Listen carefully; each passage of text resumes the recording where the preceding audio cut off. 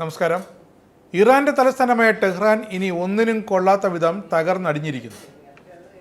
നഗരത്തിലെ പ്രധാന കെട്ടിടങ്ങളെല്ലാം ഇസ്രയേലിൻ്റെ വ്യോമ മിസൈൽ ആക്രമണങ്ങളിൽ തകർന്നടിഞ്ഞു. ആ ദൃശ്യങ്ങൾ പറയും ഇസ്രയേലിൻ്റെ തിരിച്ചടി എത്രമാത്രം ഭീകരമാണ്.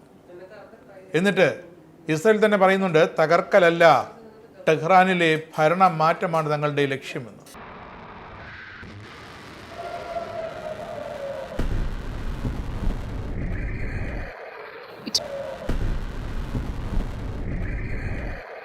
ഇറാനുമായുള്ള ഇസ്രായേലിൻ്റെ യുദ്ധത്തിൽ അമേരിക്ക പങ്കുചേരുമോ എന്ന് തീരുമാനിക്കാൻ ഡൊണാൾഡ് ട്രംപ് 2 ആഴ്ചത്തെ സമയപരിധി നിശ്ചയിച്ചിരിക്കുന്നു.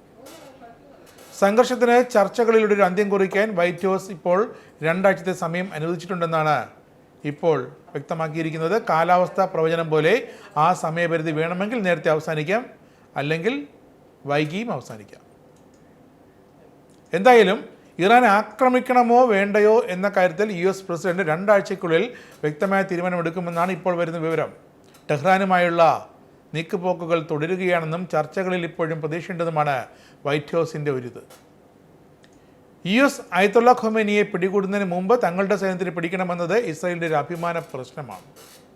അതുകൊണ്ട് ഇസ്രായേൽ ടെഹ്റാൻ്റെ മേലേക്ക് തുടരെ മിസൈലുകൾ അയച്ചിട്ട് ഇപ്പോൾ കിടന്ന് ന്യായീകരിക്കുകയാണ്. അതിങ്ങനെയാണ്: ഖൊമേനി അടക്കം ആരെയും ഇല്ലാതാക്കുന്നതല്ല ഇസ്രായേലിൻ്റെ ലക്ഷ്യം ടെഹ്റാനിൽ ഒരു ഭരണമാറ്റം കൊണ്ടുവരിക എന്നതാണ്. അതെ, ടെഹ്റാനിൽ ഭരണമാറ്റം വേണമെന്ന നിലപാട് ഇസ്രായേൽ പ്രതിരോധ മന്ത്രി ഇസ്രായേലി കാറ്റ്സും വളരെ പരസ്യമായി തന്നെ വ്യക്തമാക്കി. അതിനുശേഷമാണ് ഒരു നയതന്ത്രത്തിലുള്ള ജാലകം US ഇപ്പോഴും തുറന്നു വച്ചിരിക്കുന്നത്. അപ്പോൾ ഇരുവരും തമ്മിലുള്ള നീക്കുപോക്ക് വളരെ വ്യക്തം.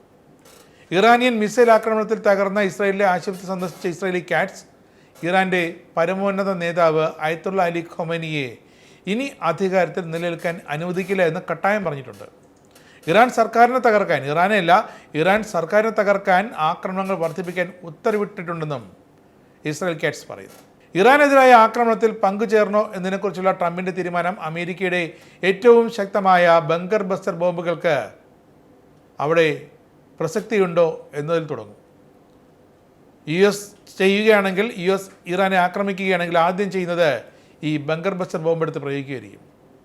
ഈ ബോംബുകൾക്ക് ഇറാൻ്റെ ഏറ്റവും സംരക്ഷിതമായ ആണവ കേന്ദ്രം ഫോർദോ സമുച്ചയം നശിപ്പിക്കാൻ കഴിയുമോ എന്നതിനെ ആശ്രയിച്ചിരിക്കും USൻ്റെ ഇറാനുമേലുള്ള അധിനിവേശം. അതിനാണ് US പ്രസിഡന്റ് 2 ആഴ്ചത്തെ സമയം ചോദിച്ചിരിക്കുന്നത്. ലോകത്തെ ബങ്കറുകൾ ഏറ്റവും കൂടുതൽ ഭീതിയോടെ നോക്കിക്കാണുന്ന USൻ്റെ ബങ്കർ ബസ്റ്റർ ബോംബിന് ഇനിയൊരു പക്ഷേ ഈ ബങ്കറിനെ തകർക്കാനായില്ലെങ്കിലോ? വിശുദ്ധ നഗരമായ ഇറാനിലെ കോമിനടുത്തുള്ള പർവ്വതത്തിന് അകത്ത് 100 മീറ്റർ താഴെയാണ് ഈ ഫോർദോ സമുച്ചയം പ്രവർത്തിക്കുന്നത്. ഇറാൻ്റെ നിർണായകമായ ആണവ കേന്ദ്രം. അവിടെ ഇറാൻ്റെ ആണവായുധം തയ്യാറായി കഴിഞ്ഞു എന്നാണ് സൂചനകൾ. ഈ ഫോർദോ സമുച്ചയം തുരന്നു ചെന്ന് നശിപ്പിക്കാനുള്ള ഒരു ആയുധവും ലോകത്തെ ആയുധ ടെക്കായ ഇസ്രായേലിൻ്റെ കയ്യിൽ ഇപ്പോഴില്ല. ഇസ്രായേലിൻ്റെ പ്രതിരോധത്തെ പിന്തുണയ്ക്കിൽ നിന്നും ഈ ആക്രമണത്തിൽ പങ്കുചേരുന്നതിലേക്ക് നയം മാറ്റാൻ നെതന്യാഹുവും കൂട്ടരും ട്രംപിനെ നിർബന്ധിക്കുന്നതും ഇതുകൊണ്ട് തന്നെയാണ്.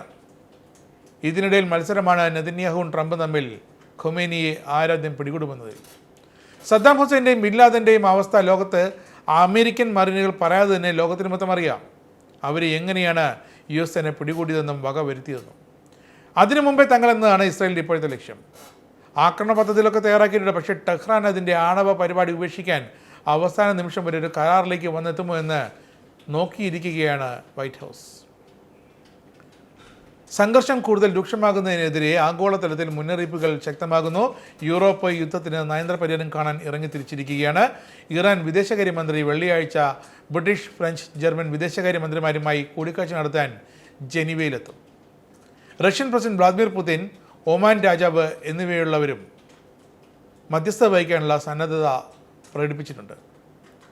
കഴിഞ്ഞ ദിവസം UK വിദേശകാര്യ സെക്രട്ടറി ഡേവിഡ് ലാമി വൈറ്റ് ഹൗസിലെത്തി US വിദേശകാര്യ സെക്രട്ടറി മാർക്കോ റൂബിയെ കണ്ട് ഈ സ്ഥിതിഗതികൾ ചർച്ച ചെയ്തു. കാരണം UK പോർ വിമാനങ്ങൾ ഇപ്പോൾ മിഡിൽ ഈസ്റ്റിൽ വിന്യസിച്ചിരിക്കുകയാണ്. ഏത് നിമിഷവും ഇസ്രായേലിനെ സഹായിക്കാൻ അവ ഇറങ്ങിത്തിരിക്കും.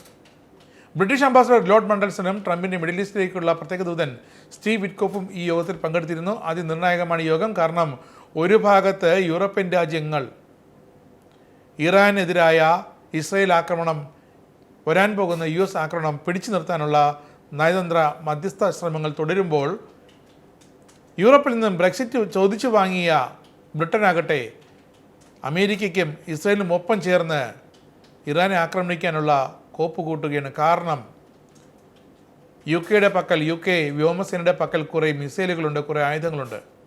കുറേ കാലമായി അവയൊക്കെ പുറത്തെടുത്തിട്ട് ഉക്രൈനിൽ പോലും കാര്യമായി ഉപയോഗിക്കാൻ പറ്റിയില്ല റഷ്യക്കെതിരെ.